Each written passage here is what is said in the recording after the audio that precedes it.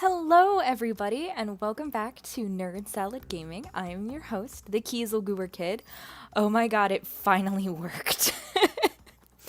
After about, this would have been the fourth time. This is the fourth time I'm going through these levels. We finally fixed all of our issues with the recording process. And so I'm back, I'm here, and I really hope that if everything continues to go according to plan, that I am only going to have to play through, right, all the levels as many times as my own ineptitude dictates, as opposed to my own ineptitude plus the failures of technology. Invincibility frames! I love those! Oh god, but they do not account against fall damage, and that was an awful lot. See? Damn. I got cocky. I flew too close to the sun. I was, all up on my high horse celebrating that I had defeated the boogeyman of free capture card software. And I let it get to my head. And I let myself down. I let all of you down. And for that, I'm sorry. Okay. But yeah, so we're back.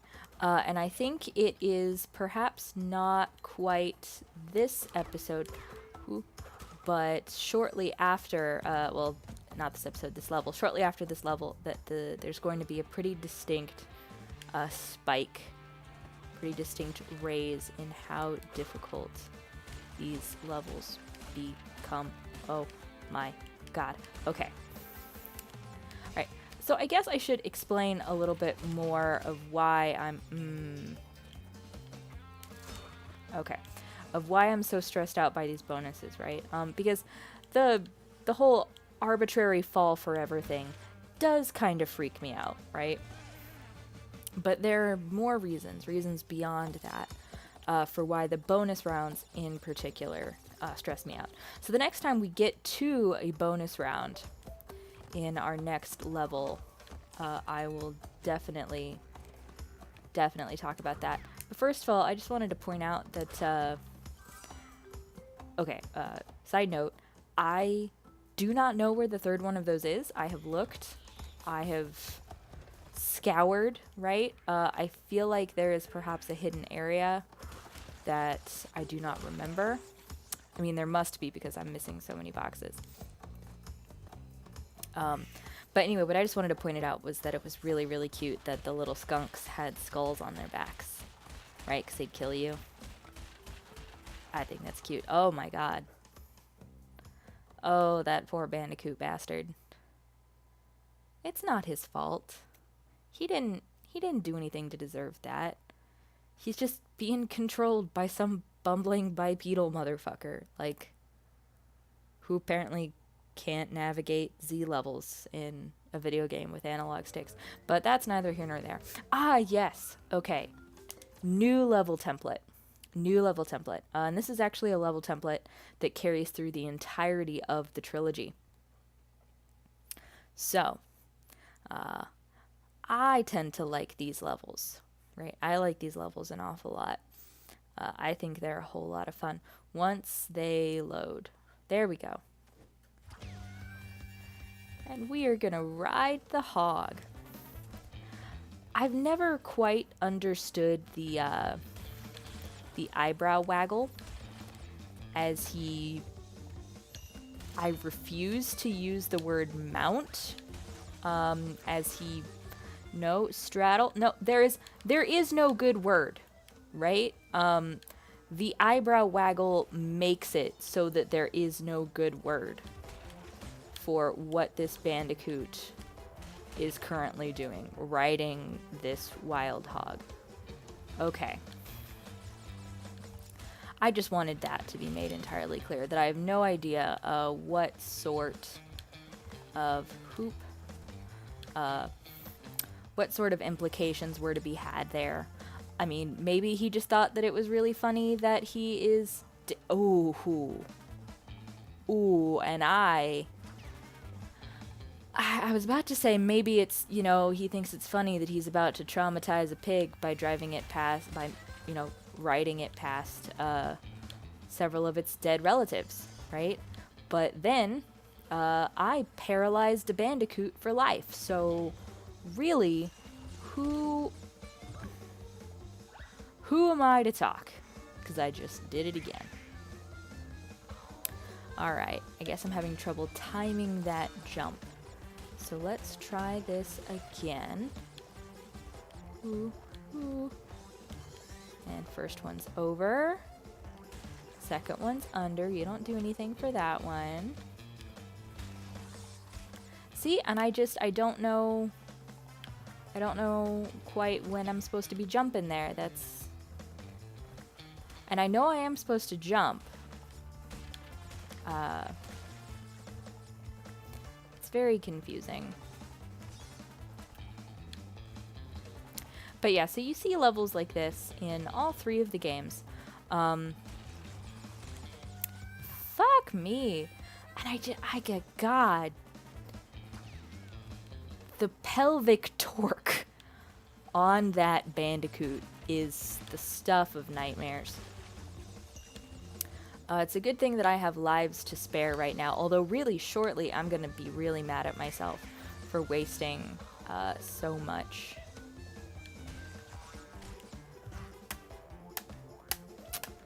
Just, we're fine. Everything's fine here. This isn't frustrating at all. Nope, we're good. We're a-okie dokie.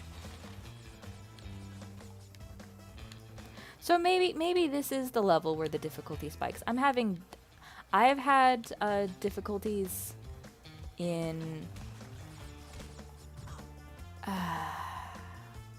identifying it, right? In figuring out, okay, now here's the level where it gets hard as fuck, which is another just kind of testament to Naughty Dog's really good game design, in that you can't really tell, right, the point. Oh, I did it. The point at which it becomes hard as fuck. It just is one day, right? There's no like level that is markedly different from the ones before it. You just suddenly realize, holy shit, this is hard. But okay, back to the Wumpa Islands. We load to a warp screen where we immediately get to press a button and then load for more time. The Crash Bandicoot games have always been kind of plagued with Native Fortress. See, I was right from the last episode. There is a level called Native Fortress. But the Crash Bandicoot games have always been kind of plagued with long load screens. Not in the original trilogy, necessarily, but after Naughty Dog sold the IP, right, because Naughty Dog is really famous for only doing one IP per console and keeping that IP to its console, until the PlayStation 4, when it decided to continue both Uncharted and The Last of Us. But it did not want to make Crash Bandicoot games for the PlayStation 2. But people still wanted Crash Bandicoot games. Understandable. Alright. Understandably, right? Because Crash Bandicoot, it's wonderful, wonderful series. And so they sold the IP, and other people started making Crash Bandicoot games, and a lot of them were also really good. I remember owning a lot of Crash Bandicoot games for later consoles, right? I remember owning all the ones for the Game Boy Advance, really oddly enough, and like the weird crossover that they did with Spyro the Dragon. But anyway, Crash Wrath of Cortex for the PS2, which I think was a Traveler's Tales production, that had absurdly long wait times, like multiple minutes per level, if I'm recalling correctly. And now we aren't seeing anything nearly that bad, but we are seeing like noticeable wait times. God damn it. In between levels. And so I guess that's just kind of a thing with Crash Bandicoot games that are not made directly by Naughty Dog. Because even this is a graphics update done by vicarious visions done by another company. And we jump. Okay. Yeah. Okay. So, even though I know that this is going to mean that I'm going to die super soon, I feel the need to point out that I think I'm doing pretty well on this vertical climb level. I'm pretty proud of myself. Haha, sucker. Hoo. We didn't fall for that. We're too good at stuff for that. Oh, Jesus Christ. Okay.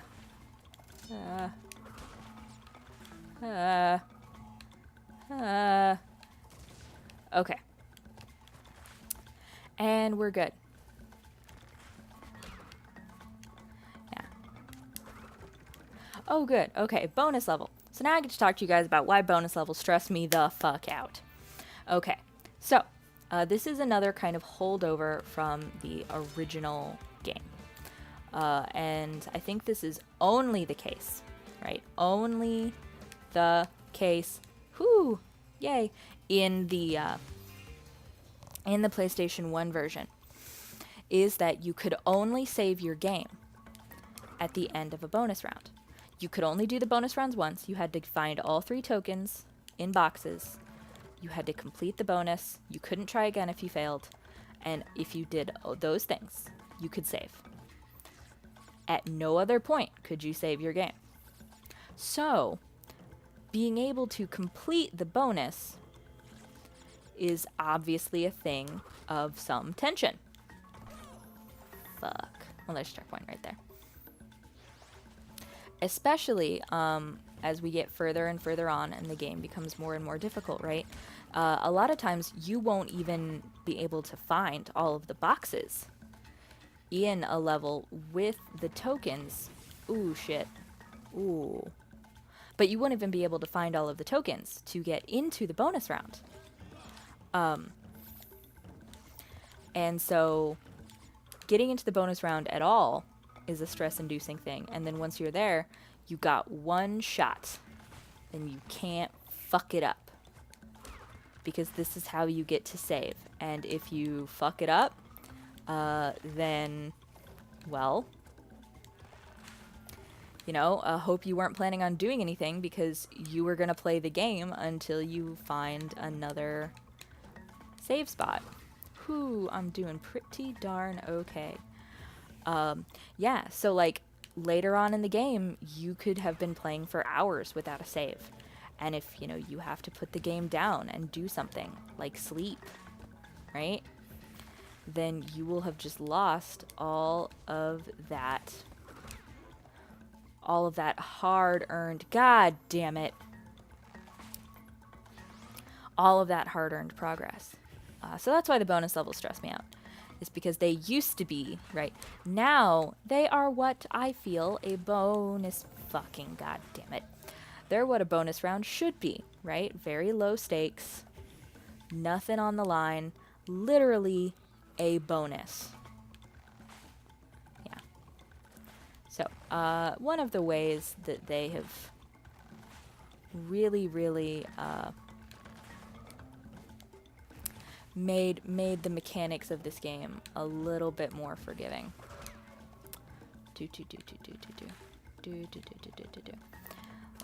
Still gonna get really frickin' hard. Like really frickin' hard. But at least there's an autosave feature now. Praise the Lord. Okay. Oh, yay, I did it. Okay. Man, I kind of miss... that's another thing, is that they've changed a bunch of the sound effects. And those logs, they used to... Oh, lots of lives. They must have known that I died a lot back there. Those logs used to make a very distinct noise when they were about to turn back around. And I kind of miss that. Apparently they did a lot of They did a lot of sound effect renegotiation, and they changed a lot of the original effects and noises from everything in the first trilogy, which makes me really sad. Because a lot of the noises were some of the things you remember the most vividly about it. Like, you know, the noise you would hear when your character died for, like, the 60th time.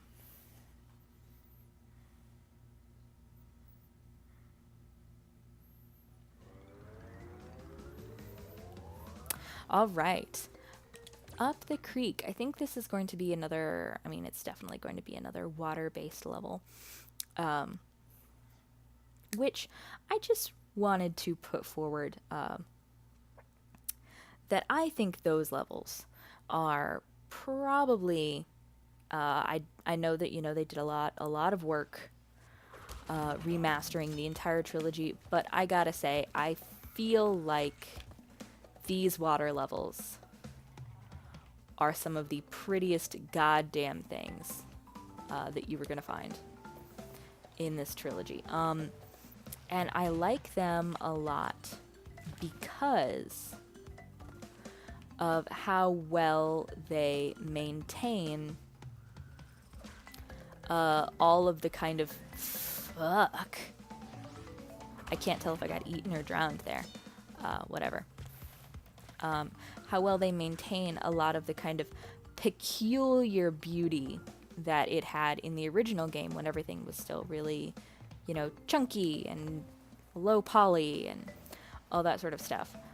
Like, in particular, the color of the water, right? This very nice, super dark teal is something that I remember really, really vividly from the first game, from the PlayStation 1.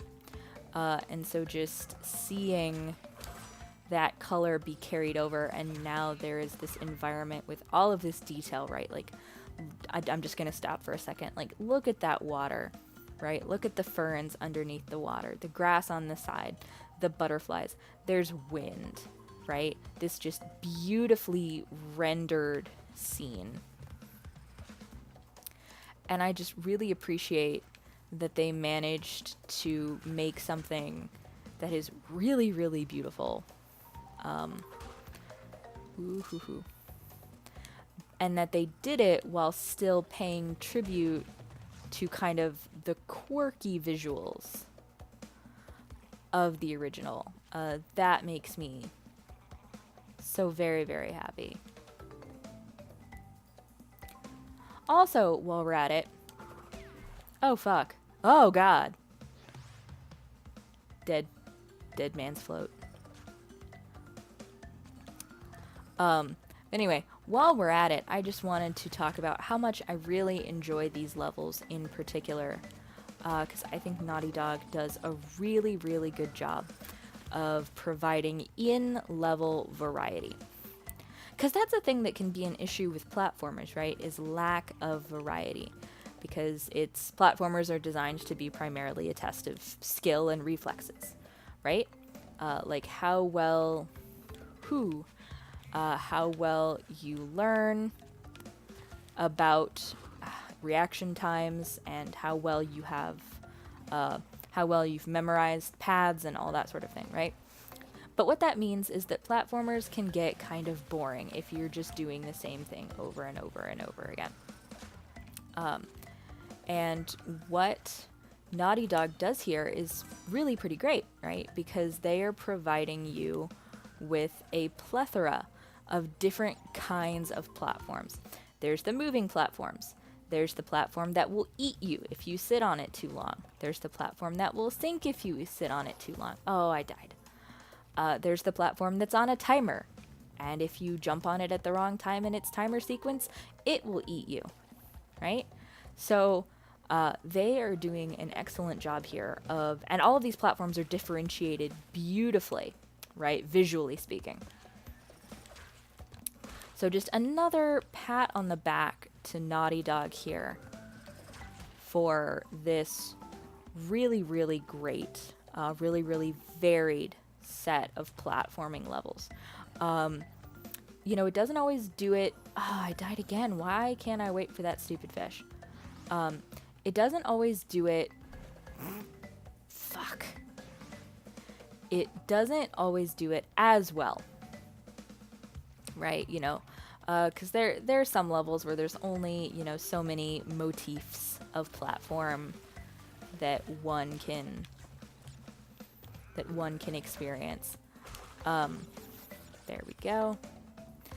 But here, I think, particularly in these water levels, is just a really, really excellent demonstration of what they can do as a company that makes these platforming games.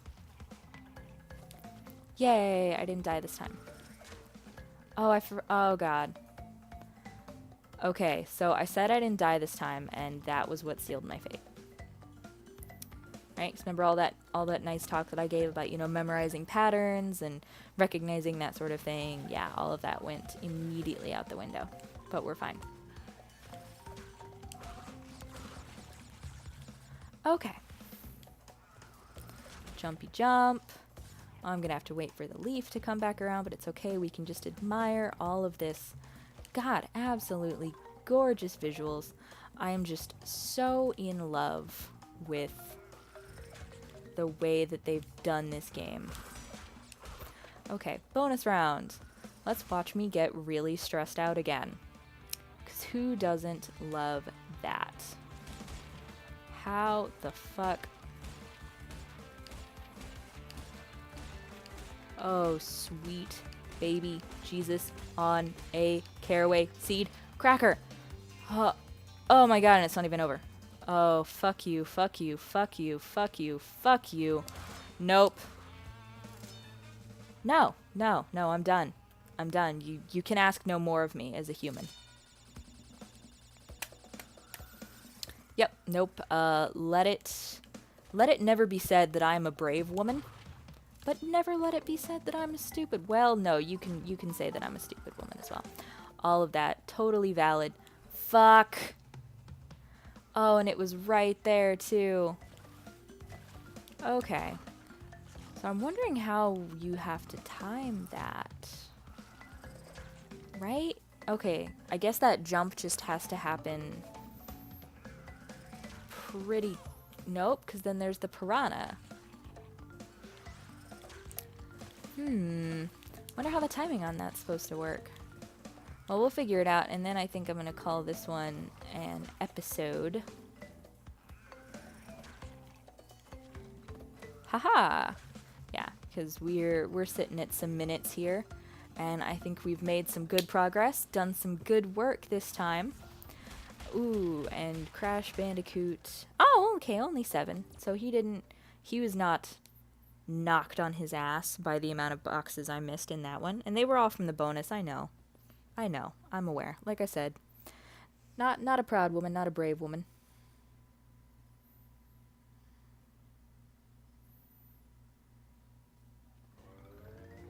Oh, okay, and so next time we're going to get to start off with another boss battle that I think is going to be really, really fun and interesting.